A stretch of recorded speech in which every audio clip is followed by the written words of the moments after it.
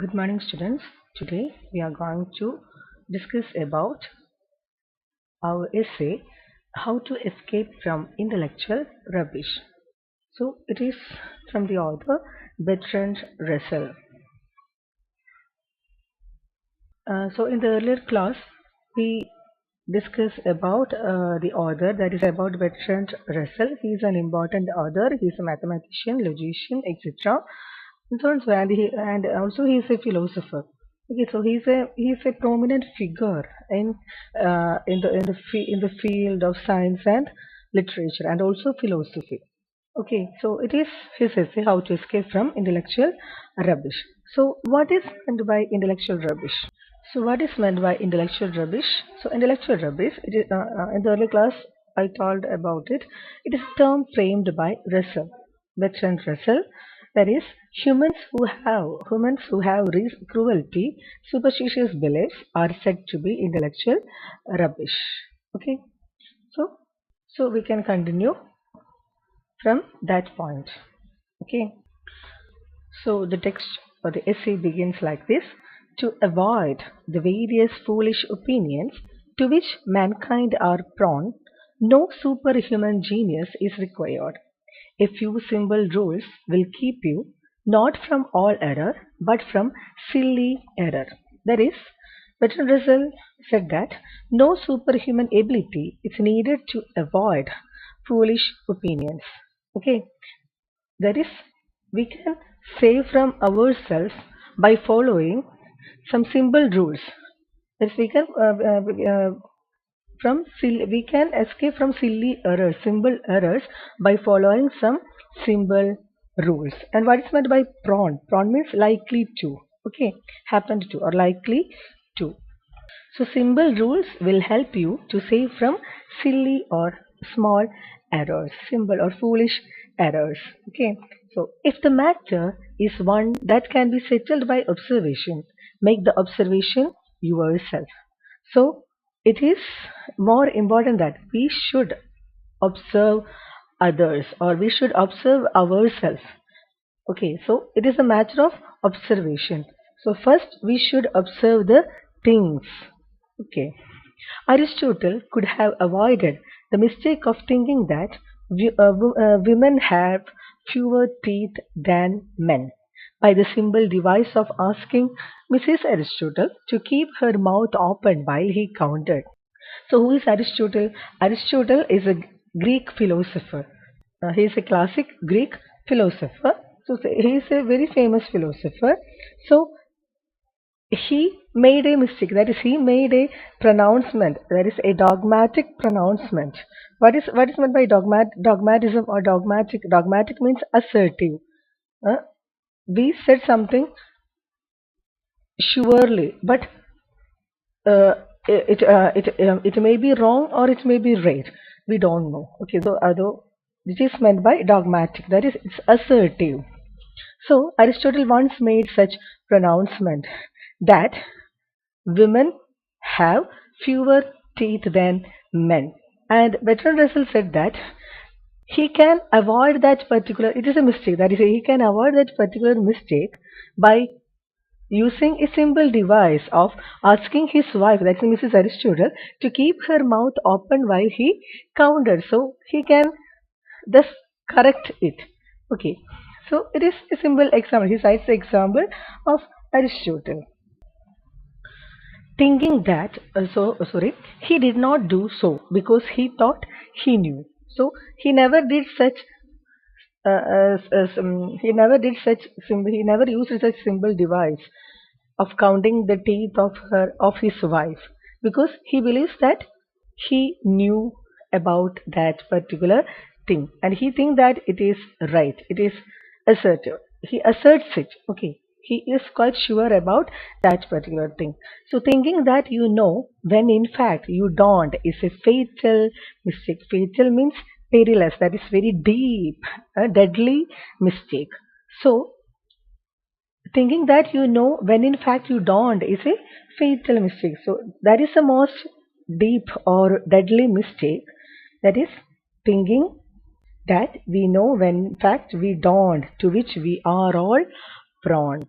So sometimes we sometimes some people are like that. That is, they think that their opinion is quite right. Their opinion is only right. Okay, and that is the most perilous mistake or the most fatal or deadly mistake. Okay, I believe myself that hedgehogs eat black beetles because I have been told that they do. But if I were writing a book on the habit of hedgehogs, I should not commit myself until I had seen one enjoying this unappetizing diet. What is hedgehog? Hedgehog is a a small brown mammal with a covering of sharp spines on its back. That is മുള്ളംപന്നി. Okay, yes. Yes, so I believe myself that hedgehogs eat black beetles. So it is his own belief that hedgehogs eat black beetles. Okay, so because I have been told that they do. So someone told him that they eat black beetles and he believes in that particular opinion. But if I were writing a book on the habit of hedgehogs, but if he is a writer and he want to rate or he want to prove something about hedgehogs, the habit of hedgehogs, that person should not commit himself until he had seen one enjoying this unappetizing. Unappetizing means unpleasant diet. So if he want to write a book, he must know the truth. Don't try to say anything without knowing the truth or the things properly. So that's why he said, okay, so we must observe others or other things or other people, and we must clearly observe about other things. Okay, but all things are going around, and we must know the real truth, the reality behind all those things without making a mistake or before making a mistake or before making an opinion. That's what Russell is trying to say. Aristotle, however, was less cautious. Cautious means careful. Less cautious means so he is not careful about that particular thing. Again, he is returning to that particular statement, pronouncement of Aristotle about the the statement is there like this: women have fewer teeth than men. Okay, so Aristotle, according to Russell, Russell said that Aristotle was less cautious. He was not careful about making statements. Ancient and medieval authors knew all about unicorns and salamanders. So you all know what is unicorn. Okay, then what is salamander? Salamander is a mythical lizard-like creature. Okay, so ancient and medieval authors knew all about unicorns and salamanders because they believe in all those myths, legends. That's why not one of them thought it necessary to avoid dogmatic statements about them because he had never seen one of them. So they, that is ancient and medieval authors, they never thought it necessary to avoid dogmatic statements about these things, that is unicorns and salamanders, lizard-like creatures, because they never seen any one of that creatures. It's only their imaginations. But they believe in that particular myth and they wrote all things about that. Okay, so according in Russell's opinion, he said that we must carefully observe other things or we must carefully observe ourselves to avoid foolish opinions.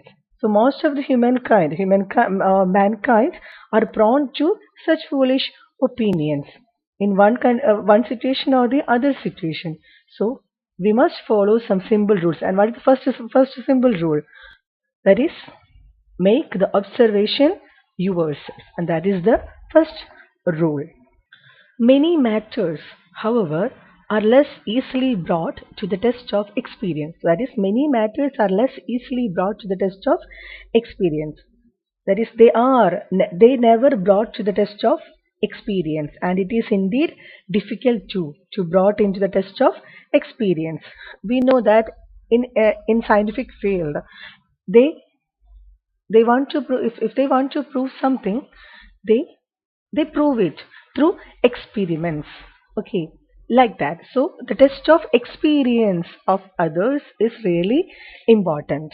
If, like most of mankind, you have passionate convictions. What is meant by convictions? Convictions means beliefs on many such matters. There are ways in which you can make yourself aware of your own bias. So there are some other ways. There are different ways to make yourself aware of your own bias. Bias means the partiality, the division. What all things are you prone to, you prone more to. That's known as bias, partiality. Okay. So you must aware of your own bias. That is the second thing to avoid foolishness. If an opinion contrary to your own makes you angry, that is a sign that you are subconsciously aware of having no good reason for thinking as you do. If someone maintains that 2 and 2 are 5, or that Iceland is on the equator, you feel pity rather than anger, unless you know so little of arithmetic or geography that his opinion shakes your own contrary conviction. Okay, so if one try to say that Iceland is on the equator, or 2 and 2 are 5, so if one person doesn't know about arithmetic or geography, we never felt angry because we don't know about that fact. Okay, so we may agree or disagree to that particular fact. There is no matter of anger in that particular thing. So the most savage controversies are those about matters as to which there is no good evidence either way. So if there is no evidence, or there is no proper proof, we we think that it is right, or some people think that it is wrong, but we are not sure about that particular thing. So the most savage controversies are those about matters as to which there is no good evidence either way. Yes, we all know about some matters like what comes first, chicken or egg. So it is still some people never understand that particular fact, and the other things, the other things that that even the science cannot, even the science cannot, science can prove. Okay, so there are different things about all those there are difference in all those things. There are some matters that is there which there is no good evidence either way. So they are savage controversies. Persecution is used in theology, not in arithmetic. Because in arithmetic there is knowledge, but in theology there is only opinion. So it is again a controversial thing, that is persecution. What is meant by persecution? Persecution is a hostility and ill treatment because of race or political or religious beliefs. That is, it is oppression because of religion. Okay, so persecution is used in theology. That particular treatment is used in theology, but not in arithmetic, because theology is based on beliefs. Okay, or opinions. It is only about opinion and beliefs, but arithmetic is purely based on knowledge. So that is the difference. It is scientifically proven. We can prove something uh, in science or arithmetic, but theology is purely based on opinion. So it is the part of Russell. It is opinion of Russell. So whenever you find yourself getting angry about a difference of opinion, be on your guard. You will probably find on examination that your belief is going beyond what the evidence warrants. That is, always look for signs. If we find ourselves that if we find ourselves that we are getting more angry about a difference of opinion, that is, some person said something about something about a matter, and we don't agree with them, we disagree with them on that particular opinion. But Russell said that control yourself, that is, be on your guard. Look for signs, look within you. You will probably find on examination that your belief is going beyond what the evidence warrants. So there will be, it is beyond proofs or beyond evidence. That is, your belief is something different. Okay, so that is really important. So observe the things, and the test of experience is really important. A good way of ridding yourself of certain kinds of dogmatism is to become aware of opinions held in social circles different from your own. Okay, so a good way of ridding yourself, avoiding yourself from dogmatism, okay, is to become aware of opinions held in social circles. Okay, so it is really important, it is really an important matter to discuss with other people, or to hear the opinions of other people, or communicate with other people in social circle. That is different from your own. That is, in our belief or in our opinion is different from others. Each person is unique. Okay, so their opinions are different with ours. So you must become aware of opinions held in social circles or held in other people. Okay, when and Russell said that when I was young, I lived much outside my own country in France, Germany, Italy, and the United States. He lives in so many countries outside his own state. I found this very profitable in diminishing or decreasing the intensity of insular prejudice. Insular means narrow-minded. So at first he is narrow-minded. That is, he has his own thorough opinions, his own assertions. But when he travel outside his own country or his own place, his prejudices or his narrow-mindedness decreases. Its intensity decreases, deepness decreases. So it is really important to travel or to know about other people, or to communicate to other people in different matters.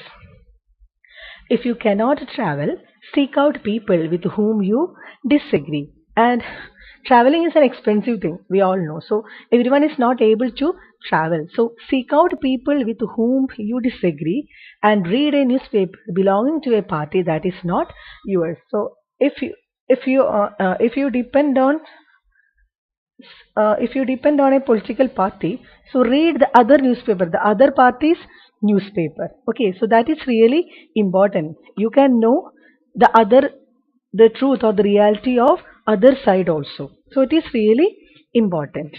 If the people and the newspaper seem mad, perverse, and wicked, remind yourself that you seem so to them. In this opinion, both parties may be right, but they cannot both be wrong. So this reflection should generate a certain caution. So always think from their perspective to other person's perspective too. That is, each opinion is different. They have theirs viewpoint, and that is an important factor. So becoming aware of foreign customs, however, does not always have a beneficial effect. That is, blindly following foreign customs is not good. It is said by Russell. Okay, it will not be beneficial for everyone.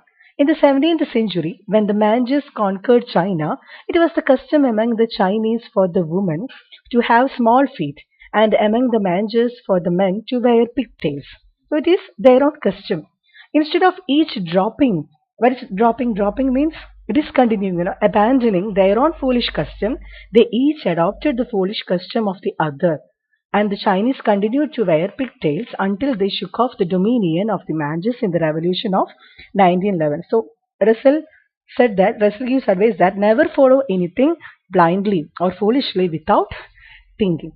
Okay, so revolution of 1911 is known as Chinese Revolution. Yes, so we can continue the class in the next slide. Okay, thank you.